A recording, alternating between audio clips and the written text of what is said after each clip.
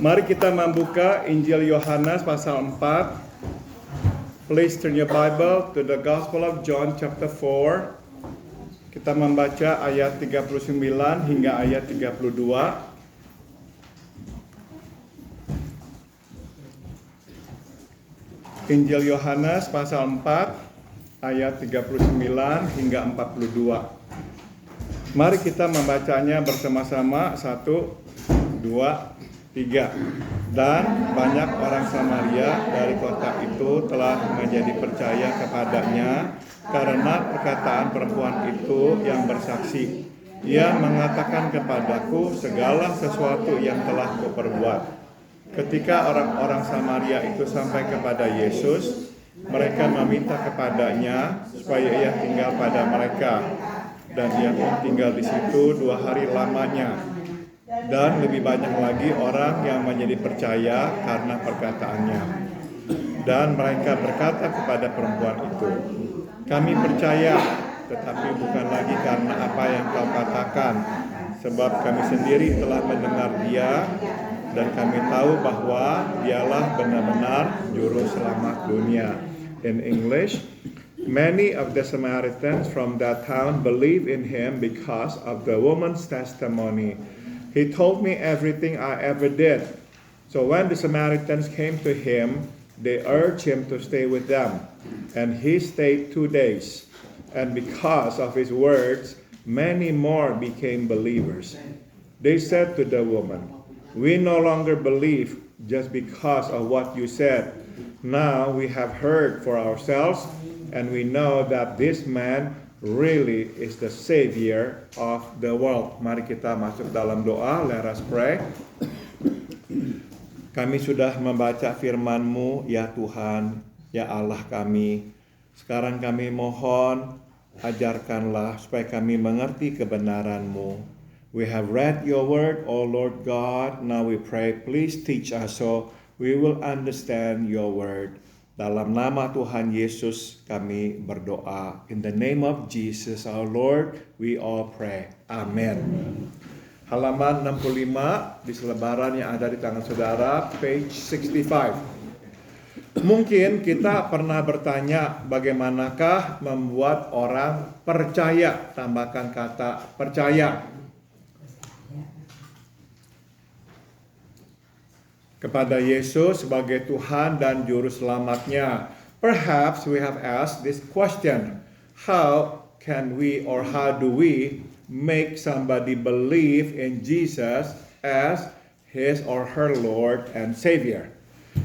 Dari kisah pertobatan perempuan Samaria dan orang-orang Samaria ini, kita dapat melihat pelbagai jalan yang Tuhan gunakan untuk memanggil orang percaya kepadanya.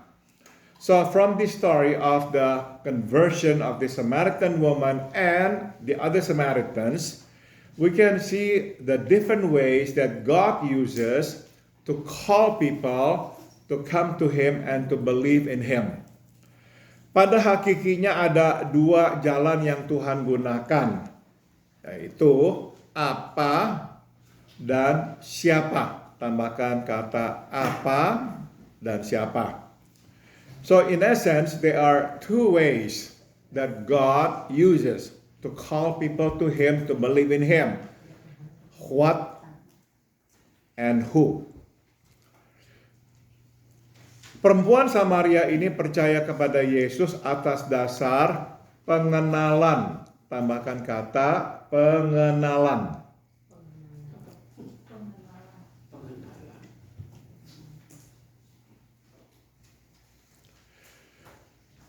pengenalan Yesus tentang dirinya. So the Samaritan woman believed in Jesus on the basis of Jesus's familiarity, knowledge about her.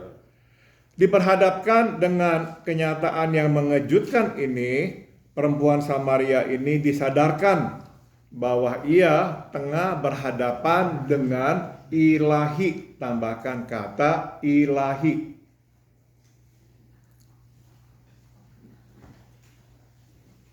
So faced with this fact, a surprising fact, this Samaritan woman is like made aware of, realized that she is actually face to face with the divine. Mustahil orang dapat mengetahui latar belakangnya tanpa pernah bertemu dengannya atau mendengar berita tentang dirinya. Ya, it is impossible for somebody to know about her background without ever meeting her or knowing about her. Nah, jadi waktu Yesus mengatakan kepadanya tentang siapa dia, latar belakangnya, dia terkejut. Sebab dia tidak pernah bertemu dengan Yesus. Yesus tidak mengenalnya. Berarti orang yang sedang berbicara dengannya adalah ilahi.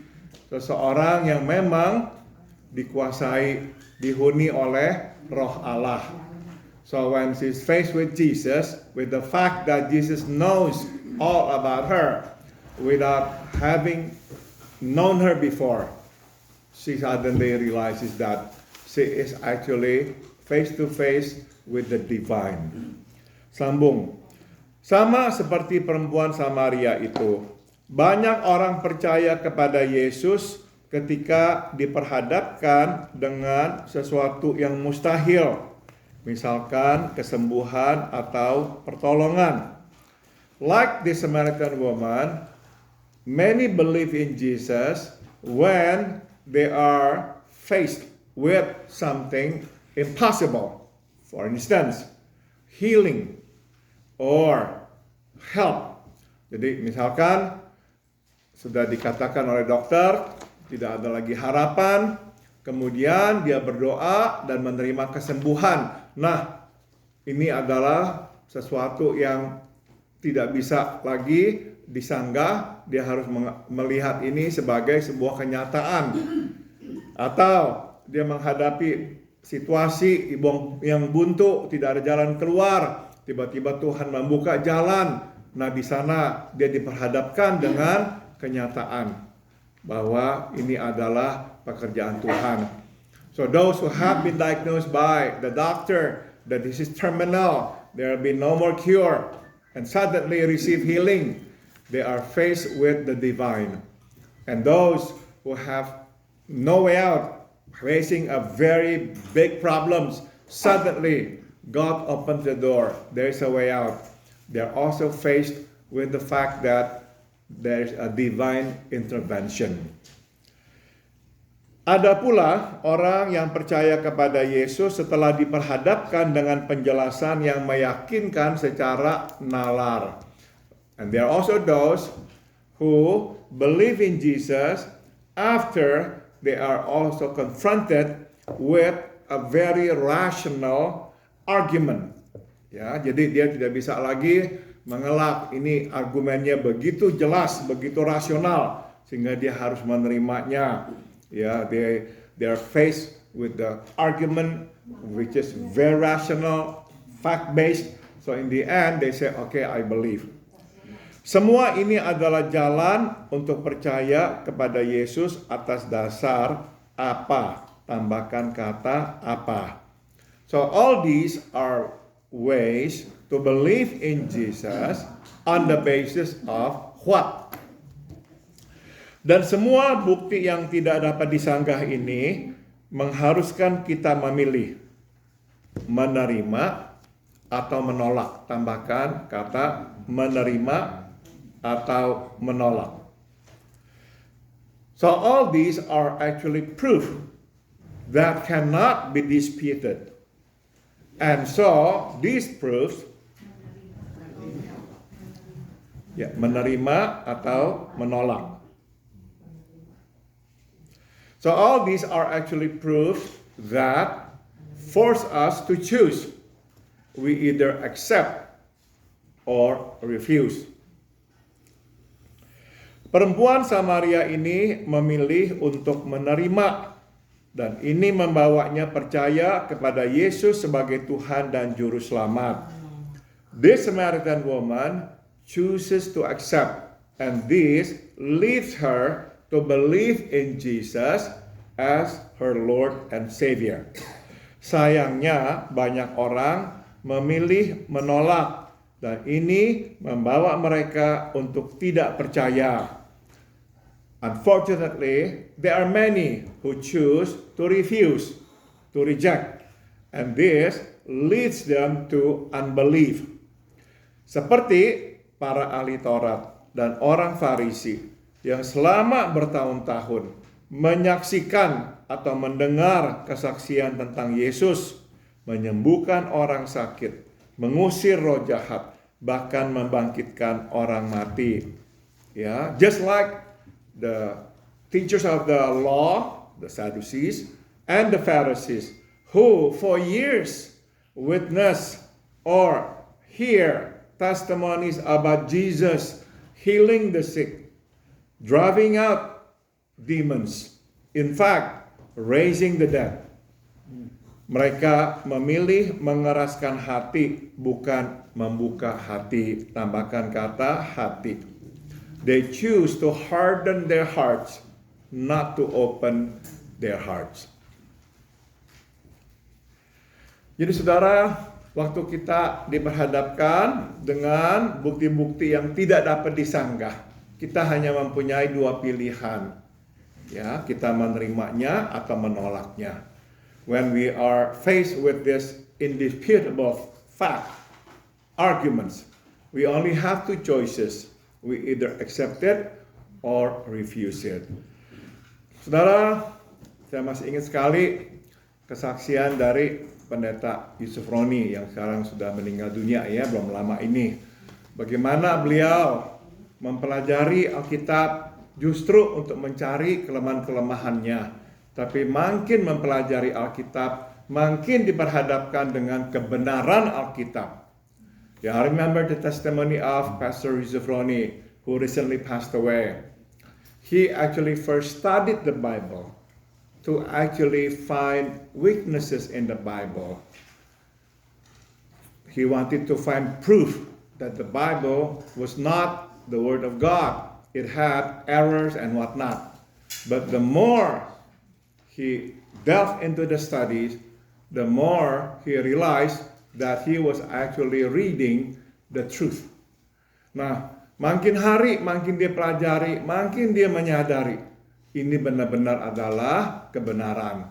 So the more he spent time studying it to actually find proofs that this is not the Word of God, the more he's confronted with the truth that this is the Word of God.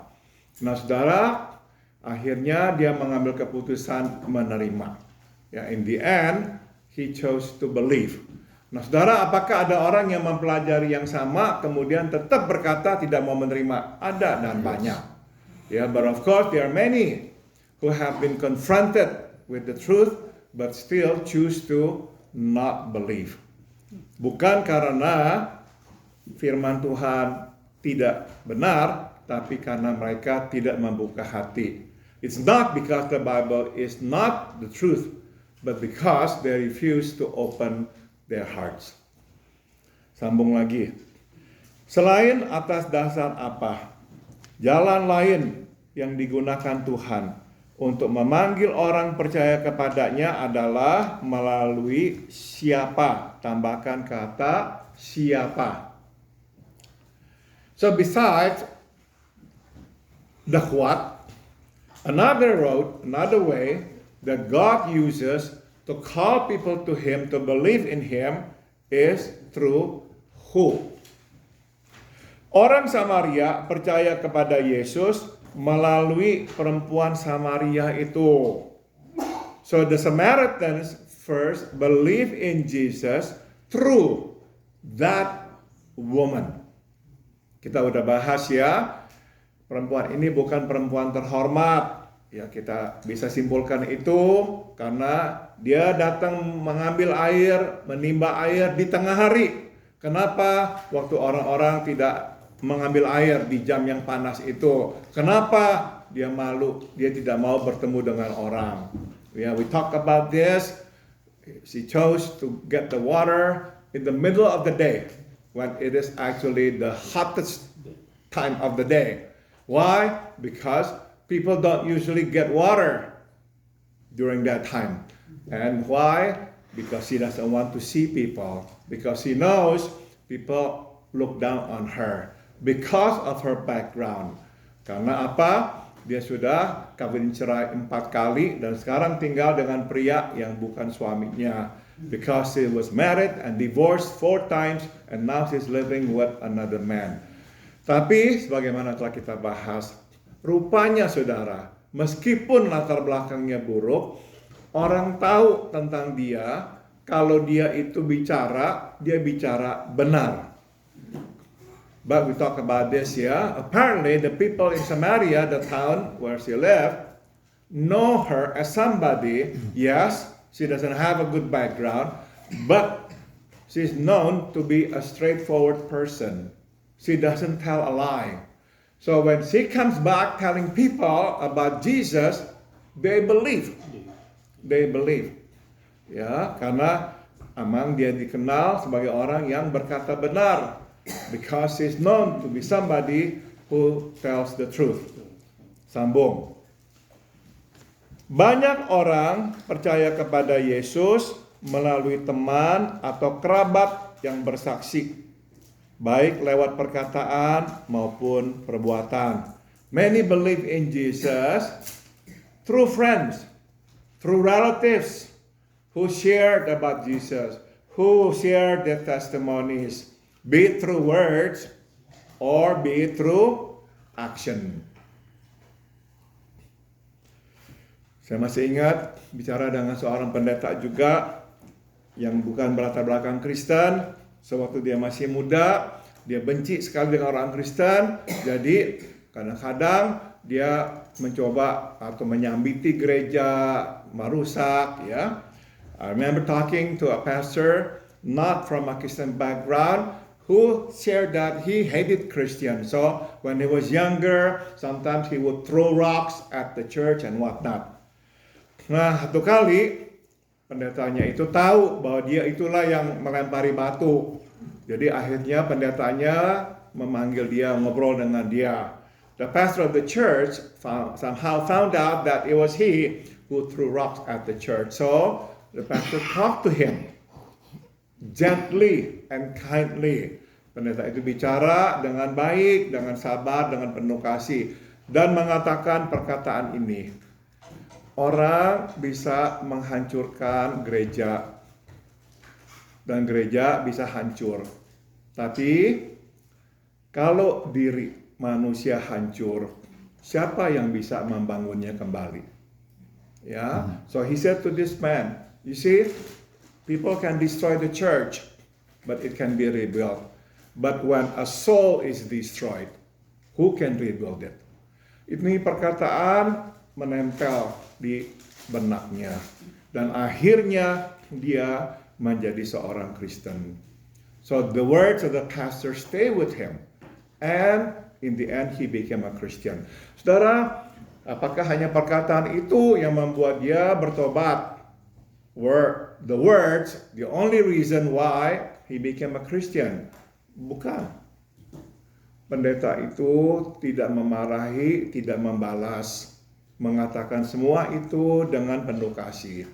What actually drew him to Christ was the fact that this pastor wasn't even angry at him. He talked to him gently with love, and that drew him to Christ. Sambung. Sudah tentu faktor yang menentukan di sini adalah pribadi. Tambahkan kata pribadi. pribadi. Orang yang mengenalkan kita kepada Yesus. Of course, the big factor here is the person who introduces us to Christ. Makin baik dan layak dipercaya, makin besar pengaruhnya. Tambahkan kata besar. So, the kinder the person is, the more trustworthy the person is, the greater the influence. Nah, sebagai contoh yang lain, meski tidak dikatakan secara langsung, dapat disimpulkan bahwa perjalanan pertobatan Paulus berawal dari momen di mana ia menyaksikan perajaman Stefanus. Even though it is not directly stated, but we can actually surmise that the journey of Paul's conversion begins from the moment he witnessed the stoning of Stephen. Bukannya marah dan mengutuki orang yang menyambitinya, Stefanus malah berdoa. Tambahkan kata berdoa. Memohon Tuhan mengampuni mereka. You see, Stephen wasn't angry. He wasn't cursing those who were stoning him. He in fact prayed. And what did he pray for? He prayed that God would forgive them. Ya, jadi ini saya percaya titik awal Paulus mulai berjalan menuju ke pertobatan. Kita tahu titik akhirnya adalah waktu Yesus memanggilnya, menampakkan diri kepadanya dalam perjalanan ke kota Damsyik. Ya, we know that the end of his journey, conversion journey, was when Jesus revealed himself to him on the road to Damascus. But I believe it begins right there. It begins right there when he witnesses the stoning of Stephen. Not angry, not cursing, praying, asking God to forgive. Saudara, nggak tahu apakah pernah membaca sejarah G30 SPKI. I don't know if you have ever read the stories of the gerakan 30 September, the 30th of September movement, ya, in 1965. Saudara, salah satu jenderal yang ditangkap adalah Jenderal Panjaitan. Ingat ya? One of the generals, army generals, who was actually arrested and in the end killed was Jenderal Panjaitan. Apa yang dia lakukan, saudara-saudara, waktu dia ditangkap? Karena dia tahu dia akan dibunuh, ya. So when he was actually apprehended, he knew that he would be killed. Jadi dia berkata kepada para penangkapnya, walaupun dia seorang jenderal, dia berkata, bolehkah izinkan saya untuk berdoa? He asked them, will you please give me permission to pray? Nah, dia bersujud, dia berdoa. Di saat itu dia ditembak mati. So he was shot when he was praying. To me, that's a beautiful testimony. He wasn't cursing them. No. He just said, will you please let me pray? And so he prayed. Saudara, kalau kita mendengar berita, ya, untuk menolong orang Kristen, maka saya akan sebut apapun, saya nggak mau melibatkan politik, tapi misalnya kita mendengar, wah, kirim tentara, dibom apa-apa. That's not Jesus' way. Kadang-kadang kita terlalu berbahagia, wah. No, that's the world's way, not Jesus' way. The world needs to see Jesus, the real Jesus, not the Jesus portrayed by some Christians. No, it is not Jesus' way. Jesus would never command the bombers to bomb those who attack us. No, we just don't do that. Jesus' way is Stephen's way here. He pray for forgiveness. Ya, itu. Sambung lagi. Sayang, tidak semua membuka hati. Sebagian malah menutup hati, bahkan setelah berhadapan dengan sosok yang meneladani Yesus. Tambahkan kata meneladani.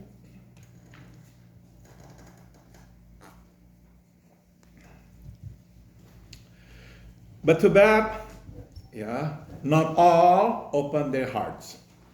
Some close their hearts, even after they come face to face with somebody who has actually modeled Jesus, who actually represent Jesus, whose life is just like the life of Jesus, but still they close their hearts.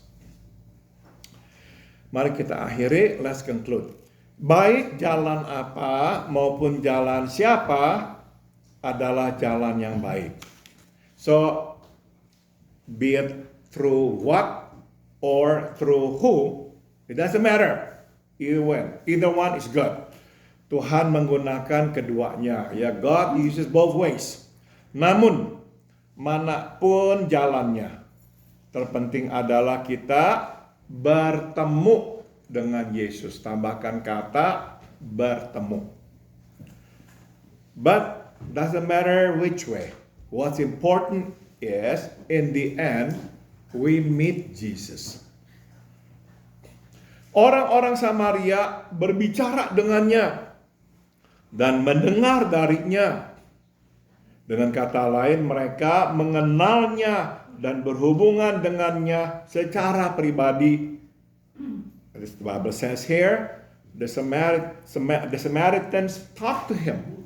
So mereka mendengar tentang Yesus dari perempuan ini, mereka kemudian mendatangi Yesus, berbicara dengan Yesus. Upon hearing about Jesus from this woman, they go out of town and they find Jesus and talk to him. Ini membuat mereka sungguh-sungguh percaya. Tambahkan kata percaya. And this makes them truly believe.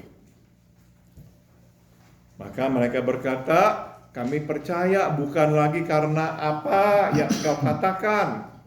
Kami sungguh-sungguh sekarang percaya karena apa yang Yesus katakan.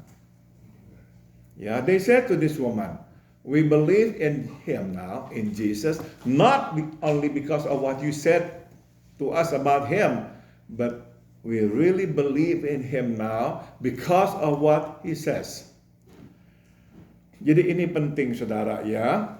Kita ini mesti percaya karena benar-benar mendengar berhubungan langsung dengan Yesus. Bukan dengar tentang Yesus dari orang-orang. So it's important that we believe in Jesus because we have talked to him and we have heard him talk to us. We have relationship with him. Not only believe in Jesus because of what somebody else says about him. Sambung. Yesus pun tidak datang memberitakan Injil kemudian pergi. Tambahkan kata pergi. And Jesus does not come to preach the gospel and then takes off. Tidak. Ia tinggal bersama mereka selama 2 hari. Berarti mereka berkesempatan untuk mengenalnya secara dekat. The Bible tells us here that he lives with them, stays with them for 2 days. Which means now they have the opportunity, the time to get to know him closely.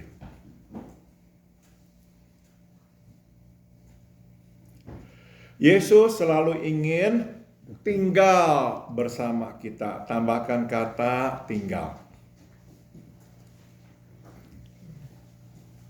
Dalam artian, ia ingin menjadi bagian, tambahkan kata bagian hidup kita. Ya, ingin dilibatkan dalam keputusan dan tindakan kita. Jesus always wants to live in us and with us. In a sense, He wants to be a part of our lives. He wants to be involved in every decision and action that we take.